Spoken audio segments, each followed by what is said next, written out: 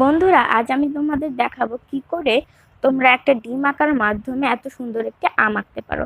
তাহলে চলো শুরু করা যাক। ফার্স্টেই দেখো, আমি কিন্তু একটা ডিম এঁকে নিচ্ছি, ঠিক আছে। ডিমটা এঁকে আমি আজকে আমটা এঁকে তারপর তোমাদেরকে দেখাবো। এটা কিন্তু সবচেয়ে সহজ উপায় আম আঁকার। এছাড়া অনেক উপায় আছে, কিন্তু আমার কাছে এটাই সবচেয়ে সহজ উপায় মনে হয়েছে। এরপর তোমরা দেখো, আমের যে ডান পাশের অংশটা আছে সেখান থেকে আমি একটা ভাঁজ করে একটা দাগ দিয়ে নিলাম, যাতে আমের শেপটা সুন্দর করেই আসে। এরপর তোমরা দেখো, পাশে যে দাগগুলো এক্সট্রা রয়ে গেছে এটাকে আমি একটা ইরেজারের সাহায্যে মুছে নিচ্ছি। মুছে নেওয়ার পরে দেখো, আমের শেপটা কিন্তু হয়ে গেছে। এরপর দেখো, আমের যে উপরের অংশটা আছে এখানে একটা হালকা করে একটা বাঁকা করে দাগ দিয়ে নিতে হবে। এরপর উপরের অংশটা দেখতে পাচ্ছ, ওখান থেকে একটা কিন্তু বোটা তুলতে হবে তোমাদের। এরপর পাশের অংশ থেকে বোটার সাথে থেকে একটা দাগ টেনে তোমাদের এইরকম করে, যেরকম করে আমি দেখাচ্ছি সেরকম করে কিন্তু তোমরা পাতা এঁকে নিতে পারো, ঠিক আছে।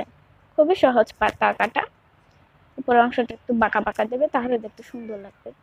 এরপর আমি এখানে ব্যবহার করছি একটা লাল রঙের পেস্টেল রং, ঠিক আছে।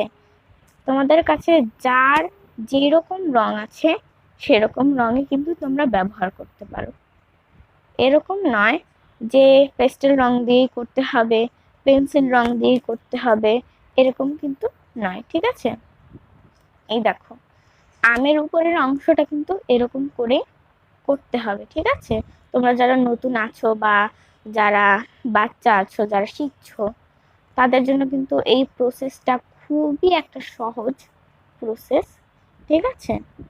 উপরের অংশটা এরকম লাল দিলে দেখতে মনে হবে যেন আমটা একদম পেকে গেছে, ঠিক আছে। এরপর আমি এখানে ব্যবহার করছি একটা কমলা কালার। এই কমলা কালারটা দিয়ে আমি আমের মাঝখানটা করব। মাঝখানটা করলে না দেখতে একদম লাগবে যেন আমটা অনেকখানি পেকে গেছে, ঠিক আছে। মাঝখানটা করব। মাঝখানটা সুন্দর করে লালের সাথে কিন্তু মিশিয়ে দিতে হবে, এই যে এই কমলা রংটা। তারপর নিচে করতে হবে একটা হলুদ রং, ঠিক আছে। আর আমি দেখো কিন্তু আমি এখানে বর্ডার করে নিচ্ছি, তোমরা একটু সাবধান থাকবে বর্ডার করার সময় যেন রংটা বাইরে না যায়, ঠিক আছে। বাইরে গেলে কিন্তু দেখতে আর সুন্দর লাগে না।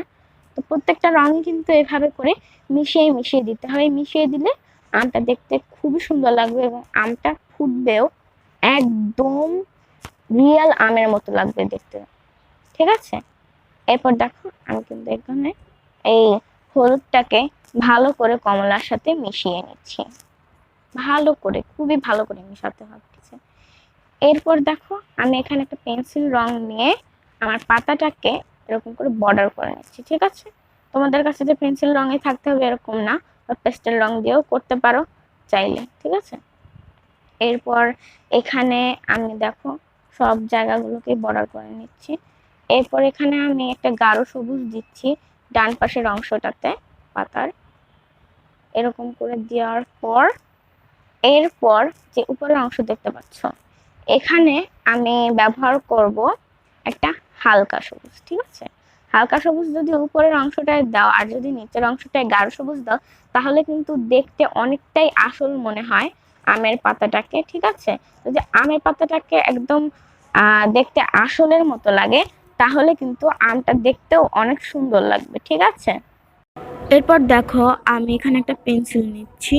এই পেন্সিল দিয়ে আমি যে আমের পাতার শিরা, উপশিরাগুলো এরকম করে দাগ দিয়ে দিয়ে এঁকে নিচ্ছি। তাহলে দিলে শিরা উপশিরাগুলো যদি তোমরা দাও তাহলে কিন্তু দেখতে অনেক সুন্দর লাগে, ঠিক আছে। এই দেখো, এরকম করে দিয়ে দেবে। তারপর এখানে একটা গাঢ় সবুজ রং দিয়ে আমি আমার আমের যে উপরের বোটাটা আছে ওটাকে আমি রং করে নিচ্ছি। এবার দেখো, আমি বোটাটাকে কিন্তু বর্ডার করে নিচ্ছি। বর্ডার করলে কিন্তু আমটা দেখতে খুবই সুন্দর লাগবে। এরপর আমটাকে পুরো একটা পেন্সিল দিয়ে বর্ডার করে নিতে হবে। আমরা জানি যে 2B পেন্সিল, 3B পেন্সিল এগুলো দিয়ে কিন্তু খুবই সুন্দর মানে বর্ডারটা হয়। তোমাদের কাছে যদি এই পেন্সিলগুলো না থাকে তাহলে তোমরা যে কোনো পেন্সিল নেবে এবং ওটাকে হালকা একটু চাপ দিয়ে ধরে তারপর কিন্তু বর্ডারটা করতে পারো, তাহলে কিন্তু 2B 3Bর মতনই হবে। এরপর দেখো আমি যে পাতাগুলো আছে পাতাগুলোকে করে নিচ্ছি, বর্ডার দিয়ে নিচ্ছি।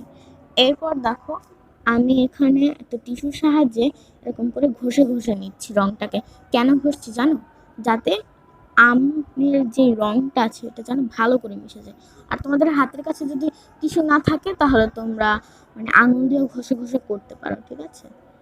এরপর দেখো আমি এখানে একটা সাদা যেই রংটা ইউজ করছি, এটা কিন্তু আমি ইউজ করছি এটাকে হাইলাইটিং করার জন্য, মানে কি এটাকে একটু 3D ভাব আনার জন্য। এরপর দেখো আমাদের আম কিন্তু তৈরি হয়ে গেছে। তো ভালো লাগলে লাইক কমেন্ট শেয়ার করতে এবং সাবস্ক্রাইব করতে ভুলো না।